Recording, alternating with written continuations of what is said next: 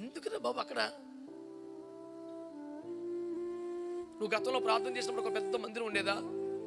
ఓ చిన్న రాయిని ఆధారం చేసుకుని ప్రార్థన చేయలా? చిన్న ప్రార్థన చేస్తే నీకు ఎంత నెమ్మది వచ్చింది? నీకు ప్రార్థన విలువ తెలియనోడు కాదు కదా, మరి నీకు ఎందుకీ బాధ? ఇక్కడ చెప్పబడిన మాట ఏంటంటే, వాళ్ళు మిక్కిలి హీన దశకు వచ్చినప్పుడు యెహోవాకు మొర్రపెట్టిరి. ప్రార్థన దేవుడు ఆలకిస్తాడనే విశ్వాసం ఉంటే, ప్రార్థన ద్వారా దేవుడు అద్భుతాలు చేస్తాడు అనే విశ్వాసం ఉంటే, ప్రార్థన వలన అద్భుతాలు జరుగుతాయి అనే నమ్మకం ఉంటే, హీన దశకు వచ్చిన తర్వాత మొర్రపెట్టడం ఎందుకు? ఏదో ముందే చేయొచ్చు కదా. పరిస్థితి చేయి దాటిపోయిన తర్వాత, మిద్యానీయుల హస్తం బలముగా వారి మీద ఉన్న తర్వాత, విపరీతమైన అనిశ్చివేతకు గురైన తర్వాత, ఇక మా వల్ల కాదు, తట్టుకోలేము అనే చివరి దశలో పరిస్థితి చేజారిపోతున్నప్పుడు, మిక్కిలి హీన దశకు వచ్చినప్పుడు వారు యెహోవాకు మొర్రపెట్టిరి అనే వాక్యాన్ని మనము ధ్యానిస్తున్న వేళ, నేను మీ ముందు పెడుతున్న అంశం ఒకటే, ముందే ప్రార్థించవచ్చు కదా అని. హీన దశకు చేరిన తర్వాత, పరిస్థితులన్నీ దారుణంగా మారిపోయిన తర్వాత, ఇక చేజారిపోతుంది అన్న పరిస్థితుల్లో అప్పుడు ప్రార్థన చేసావంటే ప్రార్థన వింటాడని నమ్మకం ఉండే కదా, మొత్తానికి ఇందులోంచి బయటపడేస్తాడు దేవుడు అనే ఆశ ఉండే కదా. మరి ఆ పాటి నమ్మకం విశ్వాసం ఉన్నప్పుడు అదేదో ముందే చేయొచ్చు కదా. చాలాసార్లు క్రైస్తవ జీవితంలో పరిస్థితి చేదాటిపోతున్న తరుణం వస్తే తప్ప దేవునికి మొర్రపెట్టని స్వప్రయత్నాల జోరు సహజంగా సాగుతుంటుంది. ఈ పూట మనం ఒక చిన్ని ధ్యానాన్ని చేస్తున్నాం. ఆ సందేశం ఏమిటంటే, ముందే ప్రార్థించవచ్చు కదా అనండి. ఈ మాట పదే పదే మనం మన అంతరంగంతో చెప్పుకోవాలి. ఏదైనా ఒక పరిస్థితి వచ్చినప్పుడు, చాలా ఇబ్బంది వచ్చినప్పుడు, ఇక్కడ వాడిన భాష హీన దశకు వచ్చినప్పుడు యెహోవాకు మొర్రపెట్టుట కంటే ముందే ప్రార్థన చేయవచ్చు కదా. బహుశా ప్రార్థన అవసరం లేకుండానే మనము జయించగలం అనిపించిందా? ఆపత్కాలములో మొరపెట్టాలి కానీ ముందు ముందే ఎందుకు అనిపించిందా? ఎంతో కొంత మానవ ప్రయత్నం కూడా ఉండాలి. వల్ల కాకపోతే అప్పుడు చేద్దాంలే, ఇప్పటి నుంచి ఎందుకు అనిపించిందా? దేవుని వాక్యము ద్వారా ఈ పూట మనము ఇశ్రాయేలుల యొక్క చరిత్రను చూసి ఒక పాఠం నేర్చుకుందాం. మన వ్యక్తిగత జీవితంలో, ఆత్మీయ జీవితంలో, కుటుంబ జీవితంలో, ఉద్యోగ వ్యాపార వ్యవసాయ జీవితాల్లో ఏదైనా ఒక హీన దశకు వచ్చే వరకు ఆగొద్దు. ముందే ప్రార్థనలో దేవుని కృప పొందుకుందాం అనేది ఈ పూట పరిశుద్ధాత్ముడు మనకిస్తున్న ధ్యానం. దేవునికి స్తోత్రం కలుగునుగా. హల్లెలూయా. ఎన్నో సందర్భాల్లో పరిశుద్ధ గ్రంథంలో ఇలాంటి మాటలు మనకు కనబడతాయి. ముందే ప్రార్థన చేసుంటే బాగుండేది కదా అనిపిస్తుంది మనకి. కొన్ని సందర్భాలు మీ దృష్టికి తీసుకొస్తాను చూడండి. హెబ్రీ పత్రిక 12వ అధ్యాయం, హెబ్రీ పత్రిక 12వ అధ్యాయం 16వ వచనం.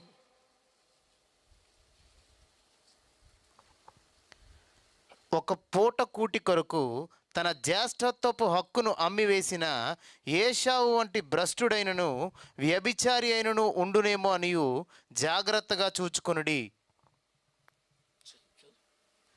ఏశావు ఆ తరువాత ఆశీర్వాదము పొందగోరి కన్నీళ్లు విడుచుచు దానికోసరము శ్రద్ధతో, ఏదో ఈ శ్రద్ధ ఏదో ఈ మొర్ర పెట్టడం ఏదో ఆ తర్వాత ఎందుకు, దానికి ముందు చేస్తుంటే బాగుండేది కదా.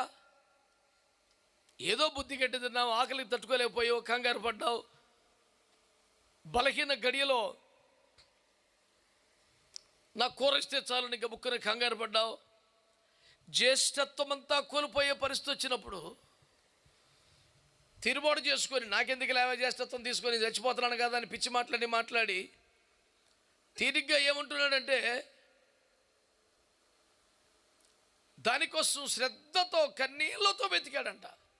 అక్కడ రాయబడిన వాక్యం ఏంటంటే, మారు మనస్సు పొందని అవకాశం అనుగ్రహించబడక విసర్జింపబడ్డాడు అని. ఎంత ఘోర పాపినని దేవుడు చేర్చుకుంటాడని కదా వాక్యంలో. తన యొద్దకొచ్చు వారిని తృణీకరించడని కదా, త్రోసివేయడని కదా వాక్యంలో ఉన్నది. కానీ మారు మనసు కోసం శ్రద్ధగా వెతికాడంట, కన్నీళ్లతో మొర్రపెట్టాడంట. కానీ అతనికి అవకాశం అనుగ్రహించబడలేదు. నేనంటాను, అంత హీనదశకు వచ్చాక ఏడవటం దేనికి? అంత చేజారిపోయిన తర్వాత ఏడవటం దేనికి?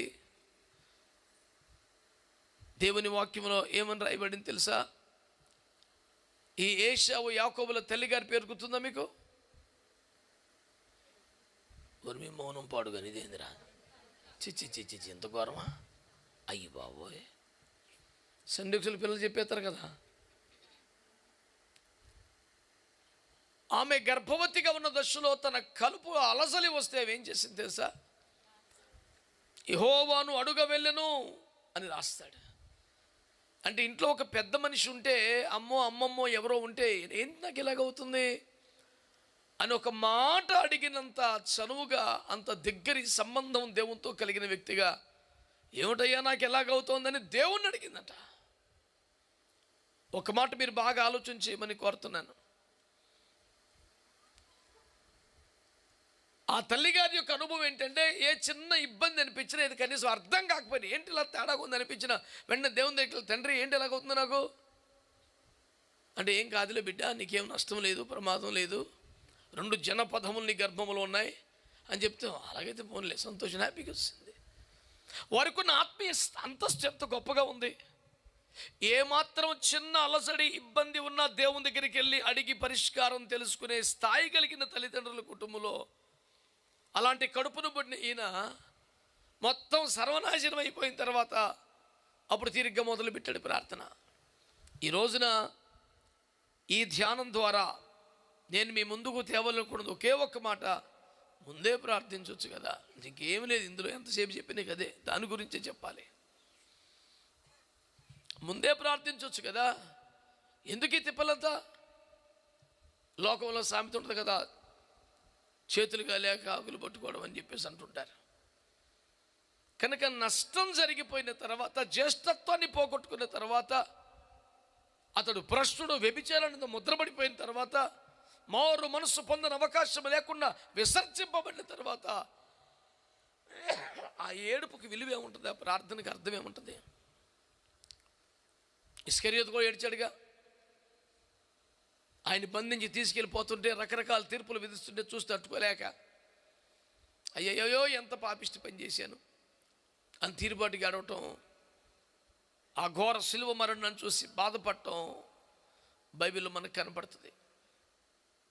కనుక ఏదైనా ఒక పరిస్థితి మనకు వచ్చినప్పుడు, చిన్న తేడా కనపడగానే, ఆరాధనలో కానీ ప్రార్థనలో కానీ దేవుని సముఖం అనుభవించలేకపోతుంటే, ఏదో వెలితి అనిపిస్తూ ఉంటే వెంటనే దేవుని సందులోకి వచ్చేయాలి, వెంటనే ప్రార్థన చేయాలి.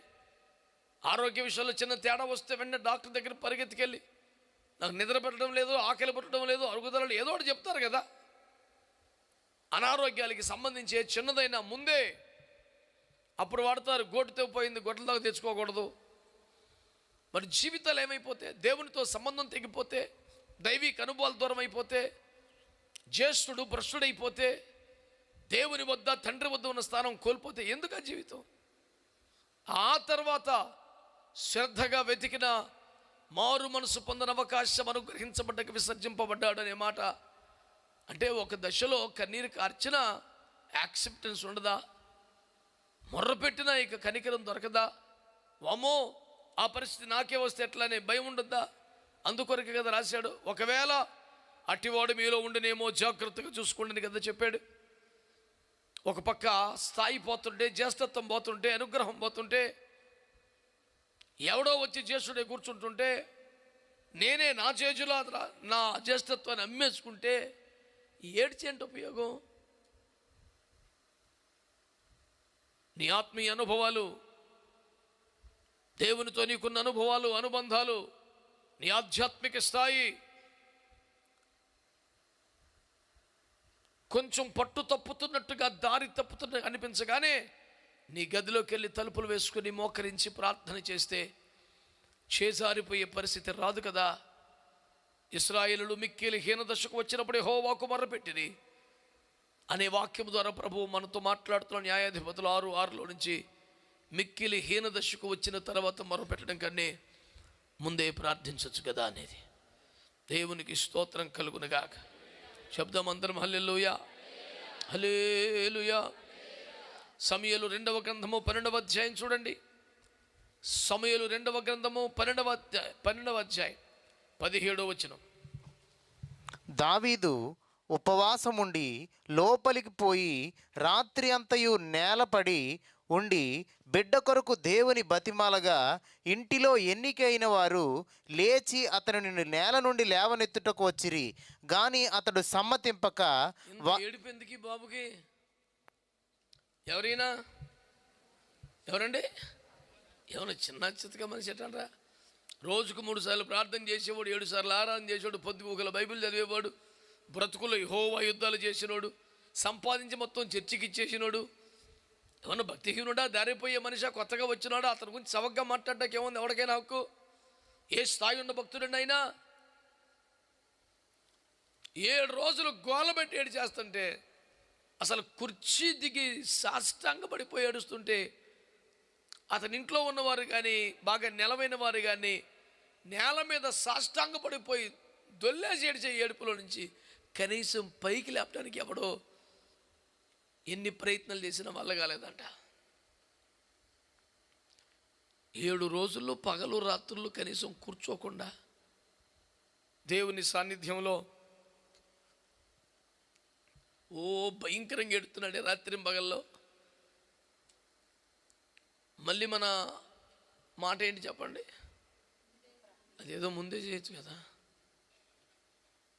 7 రోజులు ఏడిస్తే సాష్టాంగపడి రాత్రి పగలు తడలు అన్నపానం లేకుండా కఠోరమైన ప్రార్థనలు తీవ్రంగా చేస్తే ఎవరి కోసం చేశాడో ఆ బిడ్డ చచ్చిపోయి లేచి శుభ్రంగా స్నానం చేసి కొబ్బరి రసం కూర్చొని తినేస్తున్నాడు అన్నం. ఇప్పుడు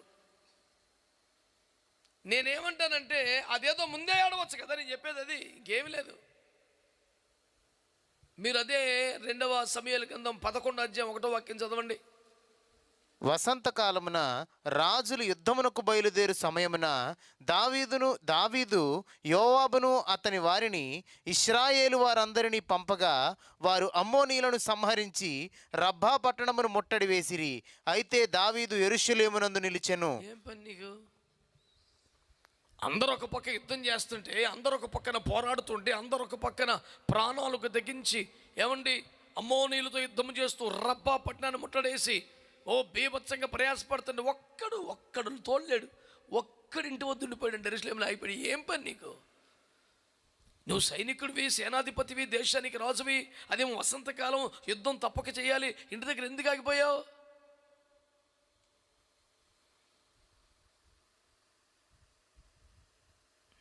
మనం పోరాడేది ప్రార్థనలోనే కదా. మన శత్రువు అంధకార సంబంధాలకు లోకనాథులే కదా. మనం పెలుగు నడవలసింది ప్రార్థనలోనే కదా. అంటే అందరూ శత్రువుతో పోరాడుతుంటే, అంటే అందరూ ప్రార్థన చేస్తుంటే, అందరూ ఉపవాసాలు ఉంటుంటే, అందరూ మొర్ర పెడతా ఉంటే దర్జాకి ఇంటికాడ పడుకున్నాడంట. అది కూడా పట్టపగలు పడుకున్నాడు. తీరుపాటికి సాయంత్రం లేచాడంట.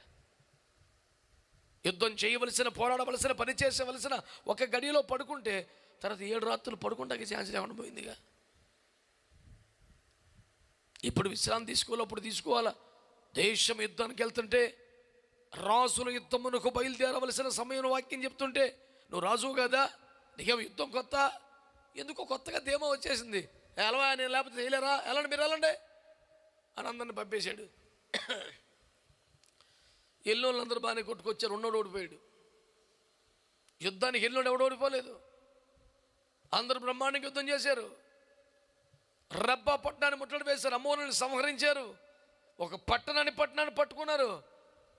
విజయ జెండా ఎగరేస్తూ దర్జాకి తిరిగి వచ్చేపాటికి రాజుగారు ఓడిపోయి ఉన్నాడు. జీవితంలో మళ్ళీ కోలుకెళ్ళేంత దారుణంగా దెబ్బతిన్నాడు. ఏమని రాశాడు ఆ తర్వాత? మరణమై స్మరణకు రాని వలె వాని వలె మారిపోయాలని నడిచాడు. ఆ తర్వాత ఏమని నడిచాడు? ఓటి కుండ వలె మారిపోయాలని నడిచాడు. ఆ తర్వాత ఏమని నడిచాడు? పాడైన ఇంటి మీద పగిడి కంటి వలె మారి. ఎందుకు వచ్చింది దరిద్రం అంతా నీకు? మోపైన యుద్ధం జరుగుతుంటే నువ్వు రాజువు కాదా? యుద్ధంలో లేవా? నువ్వు సపరేట్ అయిపోయావా? ఏమైంది నీకు? ఎందుకు యుద్ధం చేయలేదు నువ్వు?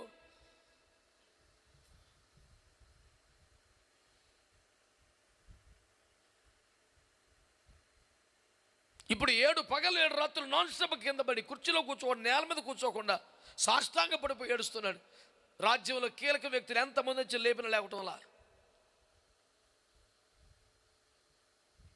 ఏంటి చెప్పండి మన సందేశం? ముందే అడవచ్చు కదా. అందరూ యుద్ధం చేస్తున్న ఇంటి దగ్గర పడుకుంటావా? అందరూ పోరాడుతున్న ఇంటి దగ్గర ఉంటావా? ఆ సైనికుల్లో పడుకున్న బుద్ధి లేదు. ఆ సైనికుడు ఏమంటాడు? నువ్వు సెలవు తీసుకో, ఇంటికి వెళ్ళంటే ఏమంటాడు? దేవుని మందస్సము గుడారంలో ఉండగా నా సేనాధిపతులు దండుపాలెంలో పండుకొని చుండగా నేను ఇంటికి వెళ్తానా, విశ్రాంతి తీసుకుంటా, సుఖపడతానా? చిచ్చాయి, నేను అలాంటి కాదు. ఏమి చెంప మీద కొట్టినట్టు అయింది ఆ మీదికి. చిచ్చినట్టంటోని కాదంటే అంతకన్నా గట్టిగా. నేను అదే రాసుకుంటాను స్టడీ బైబిల్లో, నాతాను కంటే ముందే గోబలు వాయించేసినోడు ఊరియా అని. ఆ దుర్మార్గుడు నీవేను నాతాను కొట్టాడు గట్టిగా. దానికంటే ముందే వాయించేశాడు మనోడు. చిచ్చే, దేవుని మందసం గుడారంలో ఉండగా సేననాయకులు తండు పాలెములో పండుకుని ఇంటికి వెళ్ళి ఉంటాను, రెస్ట్ తీసుకుంటానా? ఏం మాట్లాడుతున్నారు? చిచ్చే అట్టండోని కాదు నేను అన్నాడు. అంతకన్నా ఘాటుకి ఇంకెవడు చెప్తాడు చెప్పండి పెద్ద ఆయనకి? సమజ్దార్కి వెళ్ళి ఇషారా కాపీ హై అంటారు. తెలివైనోడికి, దమ్మున్నవాడికి, విషయం ఉన్నోడికి ఒక చేతి సంజ్ఞ సరిపోద్ది. ఎంతలావు చెప్పక్కర్లా. దావీదులు అంటోడికి ఆ మాట చిన్న మాట. అది దేవుని మందస్సము గుడారములో నువ్వు ఎట్లాగ వెళ్ళి ఇంట్లో పడుకున్నావు? సేను నాయకులు దండు పల్లెత్తం చేస్తూ నువ్వు ఎట్లాగా భయంకరుని పనికి తెగించావు?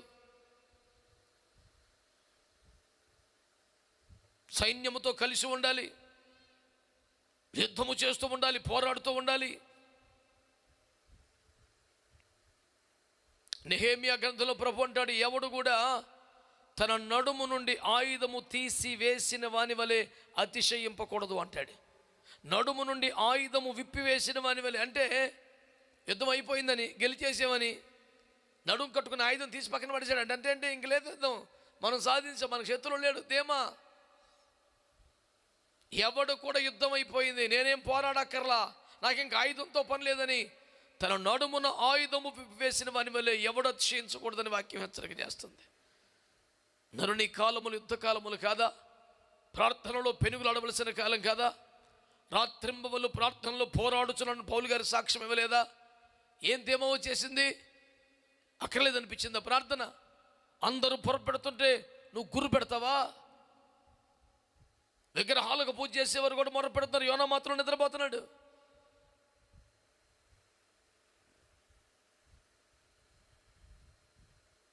చేప కడుపులో 3 రాత్రి బౌలు నాన్ స్టాప్గా ప్రార్థన చేయండి. ఓడల చేతి అయిపోను కదా, తుఫాను మొదలెట్టగానే టన్నుల కొద్ది సరుకు అంత సముద్రంలో పాలు చేశారు. మొత్తం లాస్ అయిపోయింది.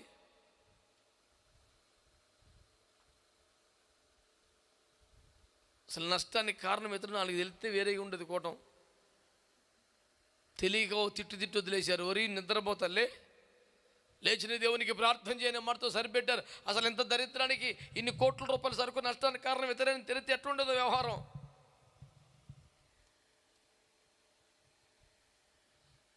కనుక ఈ సందర్భాలన్నీ మనం జ్ఞాపకం చేసుకుంటే కూడా తేలే ఫలితాలు ఒకటే. కాస్త ముందే ప్రార్థన చేయొచ్చు కదా. పరిస్థితి చేదాటిపోయిన తర్వాత తిరువాటికి అప్పుడు అడగటం దేనికి? ఏషావాస్ తర్వాత శ్రద్ధగా వెతికినను మారు మనసు పొందని అవకాశం అనుగ్రహించబడక విసర్జింపబడ. పదం ఎంత ఘోరం! కన్నీళ్లతో ప్రార్థనలు చేయుచున్న ఒక వ్యక్తి విసర్జింపబడెను అనే మాట ఊహించగలమా? ప్రార్థన లేనోడు కదా విసర్జింపడాలా? ఇదేంది?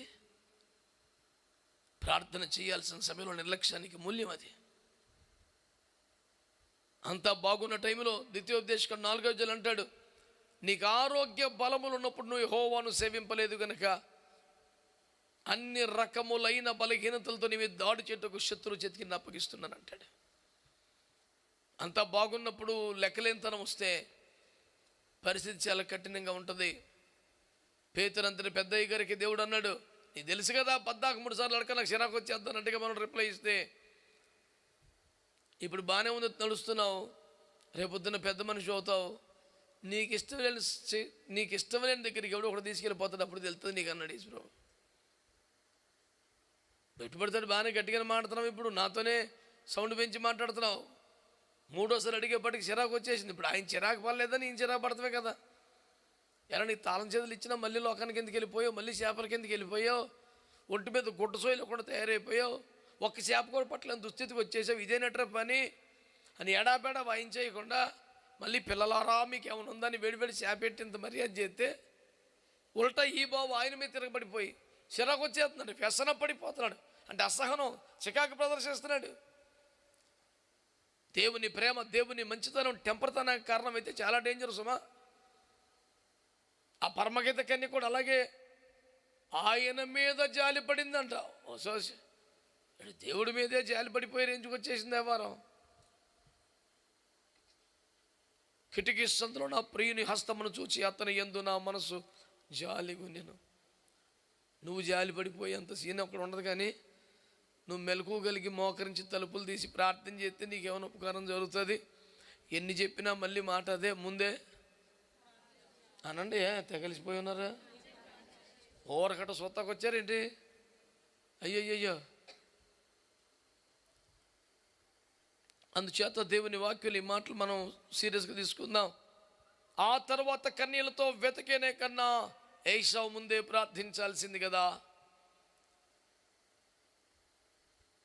7 రాత్రింబగళ్ళు సాష్టాంగపడి గోల పెట్టి ఉపవాసాలు తెడిచిన దానికంటే అందరితో పాటు యుద్ధానికి వెళ్ళుంటే గొడవ లేకపోను కదా. సంఘంతో, సహవాసంతో, సైన్యంతో నువ్వు పెనుగులాడవలసింది, నువ్వు పోరాడాల్సింది, నీ వంతు నువ్వు చేయకుండా పోతే ఆ తర్వాత ఏడుపే నీ పొంత వద్ది, అప్పుడేం ఉపయోగం ఉంటుంది? ముందే ప్రార్థించవచ్చు కదా. దేవునికి స్తోత్రం కలుగునుగాక. మనం ఏశావును చూసాం, దావీదును చూసాం, యోనాను చూసాం, మరొక వ్యక్తిని కూడా మనం చూద్దాం ప్రియులారా. ఆదికాండం 31వ అధ్యాయం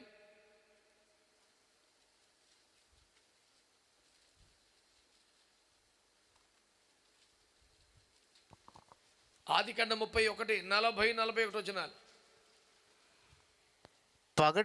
పగటి ఎండకును రాత్రి మంచుకును నేను క్షీణించిపోతిని.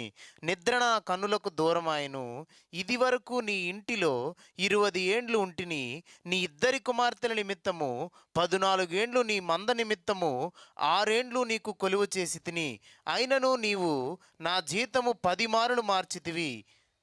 ఇప్పుడు నా ప్రశ్న, ఇదంతా మోసం చేసింది ఎవరు అనండి? నువ్వు 10 మార్లు నన్ను ఇటు చేసావు, అటు చేసావు, ఇన్ని చేసావు, ఇంత దుర్మార్గం చేసావు, ఇంత అన్యాయం చేసావు, ఇంత చేసావు అని లాబాను చేసిన మోసం గురించి ఎవరు చెప్పారు? యాకోబు చెప్పాడు కదా. మన ప్రశ్న, వాడు అన్నిసార్లు మోసం చేస్తుంటే, అన్నిసార్లు జీతం కట్ చేస్తుంటే, ఎక్కడ నష్టం జరిగినది నీ ఖాతాలో వేసేస్తుంటే నువ్వేం చేసావని. పని ఒకరోజా 20 ఏండ్లకి ఇదేగా మోసం. చేతం దగ్గర మోసమే, పెళ్లి దగ్గర మోసమే. అసలు నువ్వు మోసం చేయింది ఎప్పుడు? అసలు నేను మోసపోవటానుగా నియమించబడినంత సమర్పణలో మోసపోతున్నాడు మనోడు ఇక సీరియస్గా. మరి ఒకసారిగా ఇంకోసారి ఏంటి గౌరవం, నేను ఒప్పుకోను, ఇలా జరగకూడదు, ఏంటి అన్యాయం ఏంటిది అన్నాళ్ళగా అసలు మనిషి. న్యాయముగా తీర్పు చీతు తండ్రి చేతికి తన ఆత్మను అప్పగించుకున్నాడని 1 పేతురు 2లో యేసు ప్రభు గురించి ఉంది. ఈ మనిషి అన్యాయం చేసే లాభం చేతికి అప్పగించుకున్నాడు. మళ్ళీ దాని మీద ఒక పాట, యేసు రక్తమే చేయం. 20 ఏండ్లు ఈ మనిషి ఏం చేశాడండి? సరే, 32వ అధ్యాయంలో 18వ వచనం చదవండి. నీవు ఇవి నీ సేవకుడైన యాకోబువి, ఇది నా ప్రభువైన ఏశావు కొరకు పంపబడిన కానుక. నిన్నటిదాకా ఎవడు ప్రభు, ఇప్పుడెవడు? అసలు నీకు దారిలో ఎదురుపడి నీ వ్యానం కాపాడు, ఇప్పుడు దాకా కాపాడు ఏమైపోయాడు ఏమో. కొన్ని లక్షల రూపాయలు వాల్యూ చేస్తుందండి. ఆ లిస్టు మీరు చదివితే ఆశ్చర్యపోతారు. ఏశావు కొరకు ఒక కానుక ఏంటది? 200 మేకలు, 20 మేకపోతులు, 200 గొర్రెలు, 20 పొట్టేళ్ళు, 30 పాడి వంటలు వాటి పిల్లలు, 40 ఆవులు, 10 ఆబోతులు, 20 ఆడుగాడులు వాటి పిల్లలు. ఇవన్నీ కలిపితే అనరే ఒక కానుక 10 రూపాయల, 100 రూపాయల, 500 ఒక కానుక అంటే ఇది ఒక కానుక అంట ఆయనకి. అంటే ఇన్ని లక్షల రూపాయల అమౌంట్ తేరకొచ్చిందా? బోనస్ల మీద బోనస్లు కొట్టుకొచ్చాడా? జీతానికి అసలు అక్కడ అంటే ఎంతో నష్టపోయి, ఎంతో కష్టపడి 20 ఏండ్లు నిద్రలేని రాత్రులు కలిపి చాలా బాధలు పడితే, అన్యాయంగా అక్రమంగా ఎన్నో జీతాలు కోసేస్తే మిగిలింది అది. ఇది పట్టుకొచ్చి ఎవడికి ఎత్తున్నాడు? అసలు ఎవడి కోసం కష్టపడ్డావు? అన్ని ఎదుర్కోవడానికి 7 సార్లు సాష్టాంగం పడ్డాడంట. కనబడగానే అలా ట్రైనింగ్ ఇచ్చాడు. ఈ సందా మొత్తం వాడి చేతులు పెట్టి ఏంట్రది అంటాడు. అప్పుడు నువ్వేమన్నానంటే, నీ సేవకుడు యాకోబు ఆయన ప్రభు అయిన యేసు కొరకు సమర్పిస్తున్న చిరు కానుక అంగీకరించము అని చెప్పాలి. మీరు అనాలకి ప్రాంప్టింగ్ ఇచ్చి పంపిందన్నాడు. 7 సార్లు సాగిలి పడి పెడతారులో ఆ మనుషులకి ఎదురవుతుంటాయి. మొత్తం ఇచ్చేసాడు. యావదాస్తి చెట్టుకోకను పట్టుకోకలు పంపించాడు. ఒక్కడ మిగిలిపోయాడు. వాళ్ళు మొత్తం ఇచ్చేసాడు. మీకు సీన్ చెప్పనా? ఇంత అయిన తర్వాత వాడు ఎదురొచ్చి చంపేస్తాడు కదా టెన్షన్. ఒక ఎర వేసాడు కదా ఇదంతా కూడా. ఆ రాగాన్ని కౌగిలించిన ముద్దు పెట్టుకొని తమ్ముడు ఎలాగొన్నవరా అన్నాడు. ఒరే ఈడెంత కూల్గా ఉంటాడు, డబ్బులు ఇచ్చేవాడిని కదరా బాబు. ఇప్పుడు పోయిందిగా 20 సంవత్సరాల కష్టం పోయిందిగా. అది నీ కష్టం, నీ యథార్థమైన ప్రయాస, నీ కన్నీరు. నువ్వు నిద్రలేని రాత్రులు గడిపి నీకు ఎవడు సాయం చేయలా, ఎవడి మెహర్బాన నీ మీద లేదు. నీ కష్టార్జితం అది. కానీ మొత్తం నాశనం అయిపోయింది. ఇప్పుడు తోచిన డబ్బులు నాకు ఇచ్చి అంటాడు, కుదురుద్దేక పోయింది, నాశనం అయిపోయింది. ఇంత నాశనం అయిపోయాక 32:24 యాకోబు ఒక్కడు మిగిలిపోయిను. ఒక నరుడు తెల్లవారు వరకు అతనితో పెనుగులాడెను. 20 ఏళ్ళు ఏం చేసావు? ఇప్పుడు తెల్లవారులు ఎడిచేది ఏదో అక్కడ 18 రమ్మలాడు కొంపలో మొగలు చూడయ్యా, అన్యాయం చేస్తా, అమ్మ లేదు, నాన్న లేదు, నువ్వే నాకు కాపాడాలి, అన్ని మోసం చేస్తున్నాడు, జీతం మళ్ళీ వచ్చేసాడు అయ్యాను. ఒక్క రాత్రి ఎడుచుంటాడు. కథ ఎట్లా ఉండేది తెలిసిన?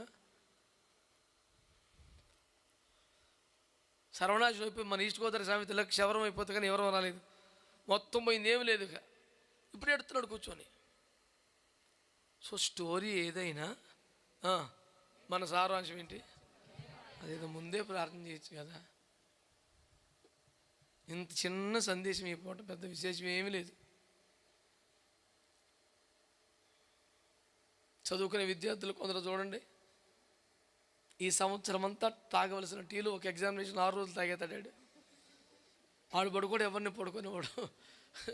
రోజుకో పాఠం చదువుకోవచ్చు కదరా. వాళ్ళ ప్యానం తెత్తాక కాకపోతే పరీక్ష ఇంట్లో 6 రాయవలసిందే. వీడు ఒక్కడు ఫెయిల్ అవుతాకి ఇంటి వాళ్ళందరూ ఆరోగ్యాలు నాశనమే. మనందరం చిరాకు, నాకు ఎవరు సపోర్ట్ చేయరు, ఎవరు పట్టించుకోరు. ఫ్లాస్క్లో టీ పోసి ఆడబెడితే అది తాకుండా పడుకుని పోతాలని వచ్చి లేపి టీ పోసి ఇవ్వాలి. ఎంతోటి దానికి ఎందుకు రాటి? ఇప్పుడు అమ్మ డ్యూటీ ఏంటంటే పడుకుని పోయిన లేపి ఫ్లాస్క్లో తీసిపోయింది. ఏళ్ళరు ఇదంతా సిలువ అందరికి ఇంట్లో.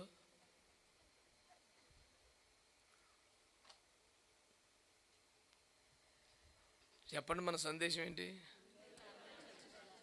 అదే కదా, గోదావరి భాషలు చెప్పాలంటే ముందే ఆడవచ్చు కదా అని. కాస్త గ్రాంధికంగా చెప్పాలంటే ముందే ప్రార్థన చేయొచ్చు కదా. ఇశ్రాయేలును మిక్కిలి హీన దశకు చేరినప్పుడు ఏం చేశారట? అదేదో ముందే చేయొచ్చు కదా.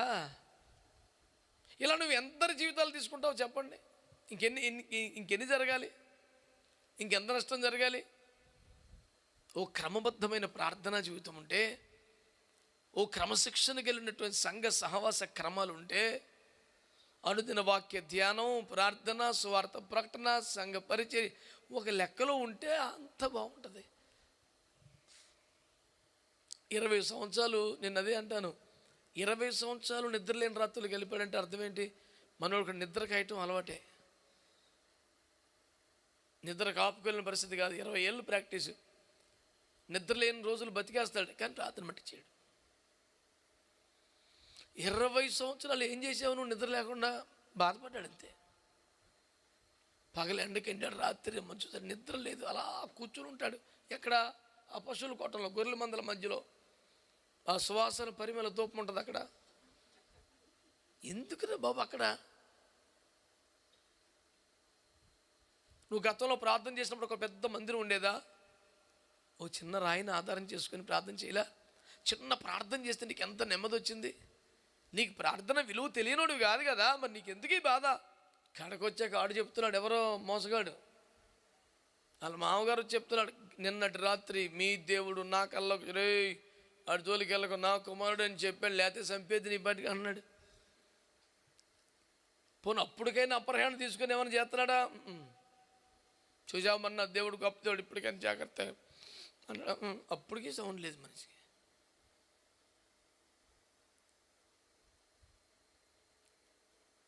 ప్రభు నన్ను క్షమించిన కాబట్టి అనకూడదు కానండి, వాళ్ళని చెట్టుకోకర్లే పుట్టుకోకలకి పంపించాక మనోడికి ప్రార్థన బాగా వచ్చింది. నేను ఎవరిని ఏమంటలేదు, మీ ఇష్టమేగా.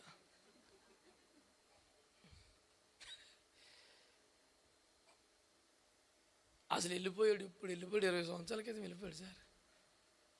వీళ్ళ ఇంట్లో చిన్న తేడా వస్తే ప్రార్థన చేసి ఇల్లు కదా, పూటకి 400 మంది యెహోవా యుద్ధ విద్యలు నేర్చుకున్నటువంటి మంచి ఇలాకా కదా, ఎట్లాంటి కొంపలో పెరిగా నువ్వు అసలు?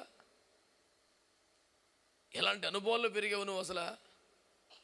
చిన్న కడుపులో అలజడి వస్తే ప్రార్థన చేసి అనుభవం కుటుంబంలో నుంచి 20 సంవత్సరాలు రోజు మోసం జరుగుతున్న పొరపాటును ప్రార్థన చేయడానికి వచ్చావంటే అసలు ఎంత దూరం వెళ్ళిపోయినాను నువ్వు. ఇంకొంచెం కష్టపడతాడు, ఇంకొంచెం ప్రయాసపడతాడు, ఇంకొంచెం వెడుతాడు, ప్రార్థన బట్టి చేయడు. మొత్తం అందరూ వెళ్ళిపోయిన తర్వాత ఆ రోజున ఎక్కలేని ప్రార్థన వచ్చేసింది. నేను అంటాను, తెల్లవారులు నాన్ స్టాప్గా ప్రార్థన చేసే ఇంత ప్రార్థన ఉన్నవాడు ఇన్నాళ్ళు ఏం చేసావు? పద్దనరాములో ఉండగానే, బెతువేల దగ్గర ఉండగానే, లాభాన్ దగ్గర ఉండగానే ఒక రాత్రి ఏడుచుంటారు, అందరూ మారిపోదురేమో ఒకేలా. పోనీ ఎవరు మారిపోయిన సంగతిలో ఎక్కువ ఆశ పెట్టుకోవద్దు. పోనీ రాఖీలమ్మ బొమ్మను తీసుకోకుండా ఉన్నామో కనీసం. నీ వ్యానమేమో రాఖీలు పెట్టుకుంది, రాఖీలు పెనమో బొమ్మలో పెట్టుకుంది, సరిపోయింది. రోడ్డు పక్కన సమాధి. అది చాలా ఘోరమైన ముగింపు ఇశ్రాయేలు లెక్కలు. ఎందుకంటే యోసేపు ఏమంటాడు? దేవుడు నిశ్చయం మిమ్మల్ని దర్శింపవస్తాడు, మీ రాజ్యం మీకు ఇస్తాడు, వెళ్ళిపోయేటప్పుడు నా ఎముకలు తీసుకెళ్ళిపోండి అంటే, నా ఎముకలు కూడా బెత్లెహేములో ఉండాలి, ఇక్కడ ఉండకూడదు. అంత కసి. అలాంటిది ఈ రాహేలమ్మ ఎముకలు ఏడున్నాయి? ఆ రూతు పొలాలకు వెళ్ళే దారిలో రోడ్డు పక్కన ఉంటుంది, ఇప్పటికీ ఒక పెద్ద స్తూపం ఉంటుంది, రాహేలు సమాధి అని బొడ్డు పెట్టి. ఎందుకు? నువ్వు చనిపోయి పితరులు ఎద్దుకు చేర్చబడి అన్న పాదం పాత నిబంధనలు చాలా కాస్ట్లీ కనపడుతుంది. అవకాశం పోయింది ఆమెకి. యాకోబు ప్రేమించిన ప్రియాతి ప్రియమైన భార్య. నేను అనేది ఏంటంటే, ఈ ఏడుపు ఏదో అక్కడ ఏడుచుంటే ఊరందరి సంగతి ఎలాగో, నామకన్నా మారుమనిసి వచ్చును, ఆ విగ్రహం మీద లోకం మీద పట్టుకుని ఆసక్తి చచ్చిపోను. సరే, నా భర్త విశ్వాసులు నేను ఉండాలి, వారు విగ్రహారాధన చేసే వ్యక్తులు కాదు, వాళ్ళు దేవుణ్ణి నమ్మే వ్యక్తులు, మన నమ్మకం ఒక బొమ్మలో పెట్టుకోకూడదు అనే స్థితి అవకన్నా వచ్చి ఉండేదేమో కదా. అన్నీ అయిపోయినాయి, సర్వనాశనం అయిపోయింది. చెట్టుకోకలు పుట్టుకోకలు పంపించి కష్టచిత్తం మొత్తం ఆ యేసేవు గడికి ఇచ్చేసి తీరాడు వచ్చే, హలో బ్రదర్ హవ్వారి అని ముద్దు పెట్టి వెళ్ళిపోయాడు. అమ్మా, ఇంత కూల్గా ఉంటాడు అనుకుంటే ఇచ్చుండేవాడిని కాదు. పోయింది, సర్వనాశనం అయిపోయింది. 20 సంవత్సరాలు గల్ఫ్లో ఉద్యోగం చేసి తెచ్చిన డబ్బులు మొత్తం వాడికి ఇచ్చేసాడు. ఇప్పుడు చెట్టుకొకరు పుట్టుకొకరు పంపించి ఒక్కడే కూర్చొని, అసలు ఇప్పుడు చిన్న కన్నీటి బాధను ఎప్పుడు రావట్లేదు పిల్లోడికి. చెప్పండి, మన ధ్యానాంశం ఏంటి? ముందే అంతే. చాలామంది యవ్వన బిడ్డలు ఉన్నారు, చదువుకుంటున్నారు. జీవితంలో కొన్ని భయంకరమైన పరిస్థితులు వచ్చాక, ఉద్యోగ జీవితం, కుటుంబ జీవితం, ఎన్నో భయంకరమైన బాధలు వచ్చి అప్పుడు ఏడిచేది. ఎందుకు నాన్న, ఇప్పుడు రోజుకు 1 గంట ఏడిచి ప్రార్థన చేసుకోండి. ప్రభువా, నేను నీ చిత్తంలో ఉండాలయ్యా, నేను నీ సంకల్పంలో ఉండాలయ్యా, నీ ఏర్పాట్లో ఉండాలయ్యా, స్వచిత్తంలో ఉండకూడదయ్యా, సాతాను చేతిలో పడిపోకూడదయ్యా. ఇప్పుడే ప్రార్థన చేసుకోవచ్చు కదా. అయ్యా, మారని భర్త, రక్షణ లేని భార్య, ఎందుకు ఆ ఏడుపు ఆ రోజున? ఇప్పుడు చేసుకోవచ్చు కదా ప్రార్థన. అయ్యా, నేను నీ చిత్తానికి వెలుపట నా అడుగులు పడకూడదయ్యా, నీ చిత్తంలో లేని వారు నా జీవితంలోకి రాకూడదయ్యా, నీ ఏర్పాటు లేని చోట ఉద్యోగం చేయకూడదయ్యా. అదే చదువుకునే టైంలో ఇప్పుడే ఏడవచ్చు కదా. చాలా చక్కగా 100% దేవుని చిత్తంలో మీరు అమర్చబడతారు. చదువు, ఉద్యోగం, వ్యాపారం, ఆత్మీయతో దేవుని ఏర్పాట్లు స్థిరపరచబడతారు. ఇతరులు కూడా ఆశీర్వాదంగా మారిపోతారు. దేవునికి స్తోత్రం కలుగునుగా. అంచేత సమస్యలు వచ్చేంత ముఖ్యంగా చదువుకునే బిడ్డలారా, మీ చదువు కోసం, మీరు చేసే కోర్సుల కోసం, దానికి సంబంధించిన ఉద్యోగాల కోసం, తర్వాత వివాహాల కోసం, కుటుంబం కోసం ఏదైనా సమస్య వస్తే అప్పుడు మొరపెడదాం అనే ఆలోచన తీసేసి ప్రతిరోజు ప్రార్థించడానికి ఒక అభ్యాసంగా చేసుకోండి. వారానికి ఒక్క పూట ఈ మాటలు చెప్పండి, రోజుకు ఒక గంట అనండి. ఏం చేయాలి? వారానికి ఒక్క పూట ఉపవాసం, నెలకొక్క రాత్రి సంపూర్ణ రాత్రి, హోల్ నైట్. లైఫ్లో ఇది భాగం అయిపోవాలి. ఇంక దాన్ని ఇంకెవడు చెరపకూడదు. రోజుకో గంట ప్రార్థన చేసుకోవాలి అంతే. వారానికి ఒక పూట ఉపవాస ప్రార్థన చేసుకోవాలి. నెలకు ఒక రాత్రి అంతా ప్రభు పాదాలు పట్టుకోవాలి. ఆ లైఫ్ ఎంతో ఆశీర్వాదకరంగా ఉంటుంది. నీ వరకే కాదు, ఇతరులకు కూడా దీవెనకరంగా ఉంటావు. ఫ్యూచర్లో రేపు పొద్దున నీ కుటుంబ జీవితం విఫలమైపోవచ్చు, ఉద్యోగాలు నాశనం అయిపోవచ్చు, రోడ్డును పడిపోవచ్చు. అప్పుడు ప్రార్థన ఒక ఆయుధం ఉంటుంది, గుర్తుపెట్టుకోమంటే అది గోడ కట్టించుకొని ఇప్పుడు చెలరైపో. అందరు యుద్ధం చేస్తే ఇంటికాడ పడుకుని పోతాడు. అందరు పోరాడుతుంది ఇప్పుడు పనికి మళ్ళీ వేసాలు. ఆ తర్వాత అసలు లెగడే ప్రార్థన నుంచి 7 రోజులు 7 రాత్రులు పగల. అప్పుడు అంతెందుకు, ఇప్పుడు ఇంత చేయొచ్చు కదా. బిడ్డలారా, అన్ని సంతోషకర అనుభవాలే మీ లైఫ్లో ఉన్నాయి. ఇప్పుడు చక్కగా చదువుకుంటున్నారు, ఆరోగ్య ఫలాలు ఉన్నాయి, ఏ పోరాటాలు లేవు, ప్రశాంతంగా ఉన్నారు. ఇప్పుడే మీ జీవితానికి సరిపడా ప్రార్థనను పెట్టుబడికి పెట్టుకోండి. కన్నీటిని దేవుని దగ్గర విత్తండి. ఒక రాత్రి అంతా ప్రార్థన చేసి అనుభవాన్ని ప్రాక్టీస్ చేయండి. మీరు విజయవంతమైన జీవితమే కాదు, అనేకులకు కూడా మీరు దీవెన కొట్టారు. ఈ కృప మీ అందరికీ కలుగునుగాక. ప్రార్థన చేసుకుందాం.